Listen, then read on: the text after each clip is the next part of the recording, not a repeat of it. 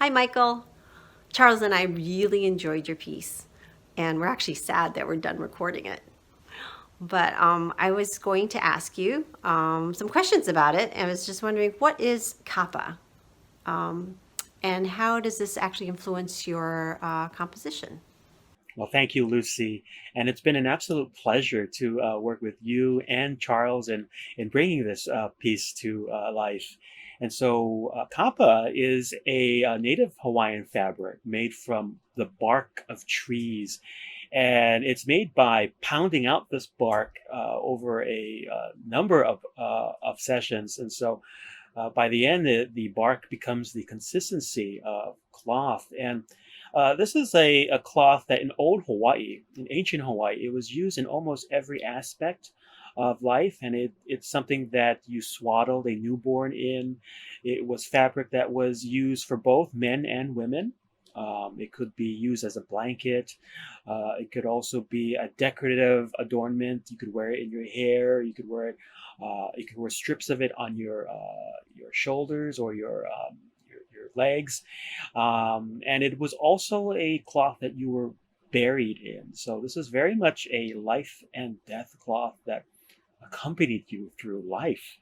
And so on this kapa, an artist would stamp a design onto it. And so these designs would be comprised of geometric shapes that are just duplicated over and over again. And so, the shirt that I'm wearing right now, you can see different geometric patterns and duplicated. This is an example of kappa and the kind of design you would find on a kappa print. So, I was very much inspired by this to create a work that could channel this kind of same process because it actually very much reminded me of a way of composing in which I come up with an idea and then duplicate it over and over again onto the music staff.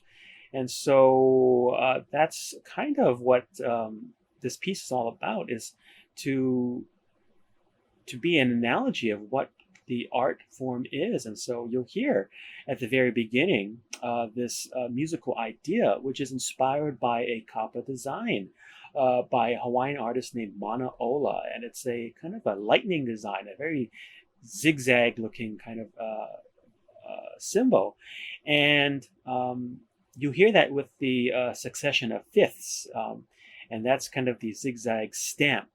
And then that comes back a number of times in just the first few pages. And that's kind of the idea of me stamping that musical idea onto a musical fabric, which is the staff or the musical page.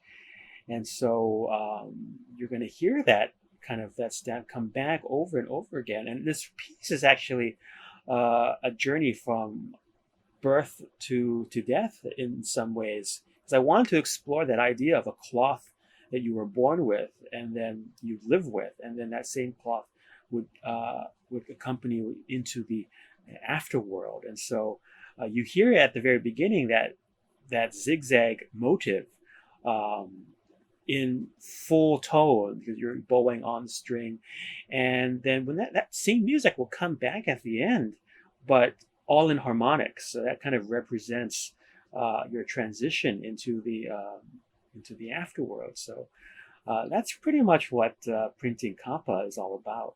How did you decide on the harp? Well, when we talked over Zoom for the first time, I had mentioned ukulele. And if it was going to be a Hawaiian inspired piece, ukulele seemed like a pretty good idea to have. And I know that you were worried about finding a ukulele player in Boston. And secretly, I was a little worried because I had not written for ukulele extensively. And it's an instrument that I'm not really sure of just how the fingerings and all work. And so you suggested that perhaps harp would be a good place that could imitate the ukulele sound with strings and its reverberance. And so harp was another instrument that I'm not too familiar with in terms of writing chamber music. I've used harp in the orchestra context, so I know how that fits, how the role of the harp works there. But in terms of chamber music, I know that now the harp was going to be in the forefront and very much exposed. So um, that gave me some pause. It's like maybe another violin might be better because I know the violin so well. But you know what? The more I thought about it and about the sounds that could imitate the ukulele, the strumming, the more I liked the idea of the harp. And so that's how I settled on the harp. And actually, it only took a day or two to really kind of set my fears aside. And once I started writing for it, it then became kind of a my fears started to dissipate. And then hearing you and Charles play, and hearing Charles play the harp part, it was magic. And I was so happy to agree to having the harp. I understand you played the violin when you were in high school, and I heard you're quite a fine violinist. So I have a couple questions. How did you make the decision to become a composer? And how does this influence your compositions now in terms of having that kind of insight as a violinist? Well, yes, I was a violinist, and I started learning the violin pretty late. I was about 12 years old, and when usually people start their kids when they're 1 years old or something like that. But I quickly excelled at it and was first chair in my middle school orchestra. Um, in high school, I was the concertmaster for my orchestra there. I was the associate concertmaster in my youth orchestra, and later at the university, my undergraduate degrees, I played concertmaster, served as concertmaster for that orchestra. So I really liked playing, and when I started learning to compose, I really didn't consider it learning. When I just started composing, it was at the same time that I was learning the violin. So, you know, my how it informs my composition, it's hard to separate them. If I'm writing a piece that even has strings, I always write the violin part first, and then decide later how to divide that up. And I'm always very much thinking about, if I'm writing for violin, I know what feels good in terms of what's idiomatic, and if how to make something sound very flashy but not too difficult. And so I think those that really plays an important role for the writing string music. And I often get the comments that you write really great string music.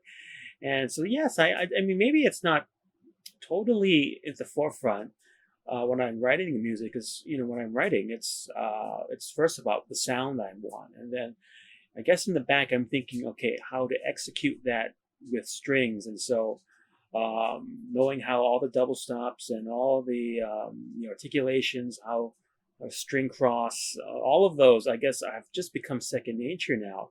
But yes, I'm thinking about it. And I think that it plays a huge role, especially in my string music. Now, if I'm writing for winds, um, maybe not so much, but I'm still thinking about. I think there's a history of what kind of music has been written for the violin and for string instruments, and it's incredibly melodic and virtuosic. And so I think that actually informs how I write all kinds of music, even if there's no violin involved. When we had talked about doing this project, we had talked about the different social injustices in this world, and that it'd be great for these compositions for In Tandem to reflect some of these injustices. And you mentioned to me that much of your music is influenced by Hawaiian culture.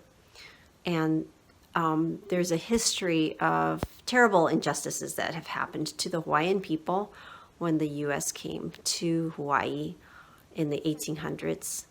And I wondered if you could tell us a little bit about that. When we talk about the injustices levied against the Hawaiian people and the Hawaiian kingdom, the list is long and very infuriating. In 1893, the Hawaiian kingdom was overthrown by a group of businessmen and lawyers who called themselves the Committee of Safety, and they overthrew the Queen Liliuokalani.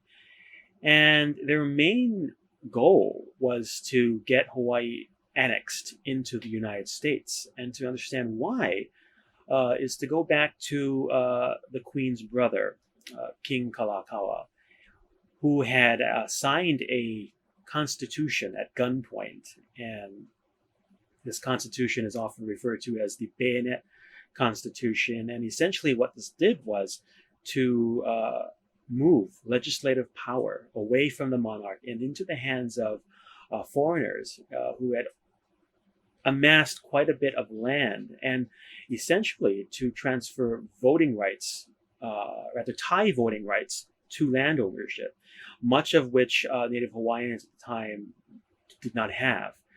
And so what they feared was that Queen Liliuokalani would undo this, and she was planning to write a new constitution that would bring back power to the monarch and also give voting rights specifically to Native Hawaiians only. And so when the committee got a hold of this news, they quickly got support from the US, and they got naval support since a warship had been docked in the harbor. And so troops were landed, and the Committee on Safety deposed the Queen, declared martial law, and started a new provisional government. And at this point, several years, there a lot of political maneuvering occurred in Washington, D.C. And President Grover Cleveland at the time didn't agree as to what had happened, and nor did he agree with the use of U.S. troops. And so he had requested that power be returned to the Queen. And of course, Congress took up the issue. And Congress takes a lot of time to get things done, and they didn't get anything done. And so this new provisional government then formed a republic called the Republic of Hawaii, and they drafted a new constitution. And this constitution required voters to pledge allegiance to the republic, many of which Native Hawaiians were not for at all. And of course, they couldn't vote for it at all because a lot of the voting rights were tied to land ownership and other stipulations that actually made it very difficult for Native Hawaiians and Asians to have a say in the society. And so several years pass, and annexation really doesn't look like it was happening until the Spanish-American War broke out, and President McKinley then saw Hawaii as a naval asset, and therefore that really opened the door to annexation and eventually statehood. And so, when the overthrow happened, Hawaiian language was a casualty. It was banned from being taught in school, it was taken out of curriculum. It was banned from being spoken in public places. So you can imagine what effect that had on the Native Hawaiians. They've just had their queen, their kingdom taken away. They've had their land taken away. They've had their voting rights taken away. And now they've had their language silenced. So you can imagine how infuriating it was, and actually how much shame there was. And so by the 1970s, the Hawaiian language was almost extinct. There were very few left who could still speak fluently. And if it wasn't for the grandchildren of those who survived the overthrow, they'd be asking their parents, "What is Grandpa or what is Grandma saying? What does the Hawaiian music that they're listening to? What does the lyrics mean? Why does Hawaii not feel very Hawaiian?"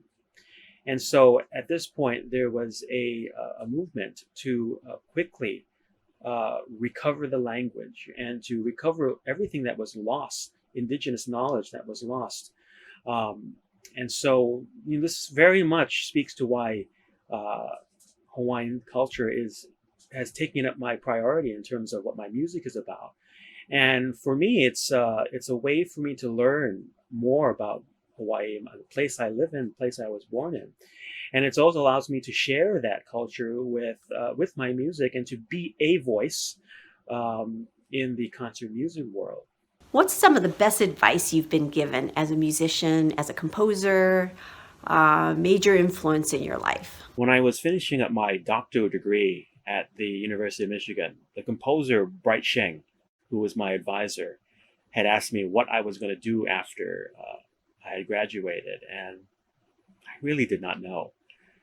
I kind of was going to leave it up to fate, and so he had imparted some wisdom, and that was he really wanted me to have a career as a composer and to be successful, and he told me that I should really find something that was unique to me and to put that into my music, and that my music should say something that's very unique, and to look inward and to look where I'm from.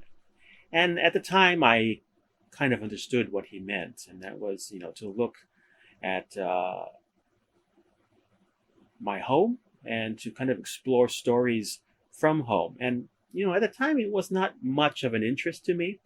Um, I think I can't speak for everyone else, but it's something that when I was very much younger, I didn't want really anything to do with home whatsoever. I was always looking elsewhere for inspiration. And at the time, a lot of my music explored stories and themes from different cultures. I was searching really for what I wanted to say with my music. And now that I've been back in Hawaii, uh, all my music has something to do with Hawaii. And it very much channels themes and stories about Hawaii's history and her people. And it's really given me purpose as a composer. And with each new piece, I learn a little bit more about where I come from, my own home. And I have to thank Bright because at the time, I didn't think I would really do that. But to look for inspiration within oneself is a treasure trove, an endless treasure trove of inspiration. And so there it is. Classical music is so steeped in tradition, and I sense that things are changing. I was wondering what you've observed and what you'd like to see happen um, with our field. Things are certainly changing, and I think for the better. And I'm now seeing, orchestras very much programming new music and commissioning new works and really pushing that forward in their promotion of it as being the centerpiece of their seasons. And so I hope that continues, and I hope that orchestras can program more music by living composers. And from my personal experience with my home orchestra here in Hawaii, the Hawaii Symphony, they are really good, or have been really good, reaching out to local composers and performing their works with some great frequency and putting it on their subscription concerts and their educational concerts. So I really hope that continues. What I'd like to see in the future, well, I'd really like to see how. I'd really like to see orchestra programming kind of mirror what we see in the streaming world, where we have Netflix and Disney Plus and HBO, where they're constantly creating new content, and sometimes it's brand new, and sometimes it's a spin-off or prequel or sequel to something that's already very famous. So I'd like to see that kind of programming with orchestras where there's always new content in the pipeline, and there's something new maybe on every program, on every concert. It doesn't need to be a world premiere, but something by a living composer. I think that really creates the variety that's needed, because if orchestras continue to just program the old war horses, and there's nothing wrong with that in terms of performing them, it can become somewhat tiresome. Um, I likened it to if we go to a movie theater and they're only showing the same movie for the whole year. or the same three movies for the whole year. Or if you go to a restaurant and their menu never changes, I think yes, there's a comfort in knowing that you can always go to and hear those, the same thing over and over again. And but I think it's really important to be able to perform living works to see what's being written now, and be able to hear that side by side with the classical repertoire. And I'm not for totally abandoning tradition. I think tradition can certainly inform our listening. And it's really effective for me to hear, say, a piece by Beethoven, and then maybe to hear a work by a new composer inspired by that music. And so that's really like what we hear with the franchises on Netflix and maybe the Disney Plus. So that would be very interesting for me to see that kind of constant new programming for orchestras in the future. Do you have any upcoming projects that you can share with us? Yeah, and so just this past week, I wrapped up a Zoom rehearsal slash recording session with the Philadelphia Orchestra, and they recorded my Concerto Grosso, and that's going to be streamed on their digital stage platform in April. So I'm really excited for that, and it was a dream come true for me to be able to work with such a great orchestra, a great conductor, and it's a storied orchestra, and so I was so thrilled to be a part of their programming this year. And one other project that's in the pipeline is for you and Charles again, and it's I'm going to be adding some another movement or two to our printing Kapa, and this is part of a project with our fearless mutual friend and leader, Gabriella, who has brought together again a number of us composers to learn and study about our environmental crisis. And so this work will be part of that. And I'm really excited to build upon the first movement that we've put together and adding on different movements and really working again in the future. I think I mentioned to you, Michael, that my violin studio class at Boston University is doing a project centered around your 8 movement violin piece called Relics. And actually, 5 of my students have learned movements from this work of yours. And I was wondering if you would zoom in from Hawaii and come to one of our classes in the spring and give us some feedback. Absolutely. You can count me in. I'd love to zoom in. And, it's such a treat to have 5 of your students to be working on this music. That's a huge gift for a composer to know that, so many are learning the music. And that's the great thing about, doing a living composer's work is that you can ask them. And that's something we can't do with a box. So yes, yes, yes, count me in. Thank you, Michael, for speaking with me. And I look forward to working with you again soon. Thanks. Oh, it's my pleasure, Lucy. And thank you so much for really putting this project together. And a huge thank you. I'm sending aloha to you and Charles for performing my music and bringing it to life so beautifully. Thank you so much.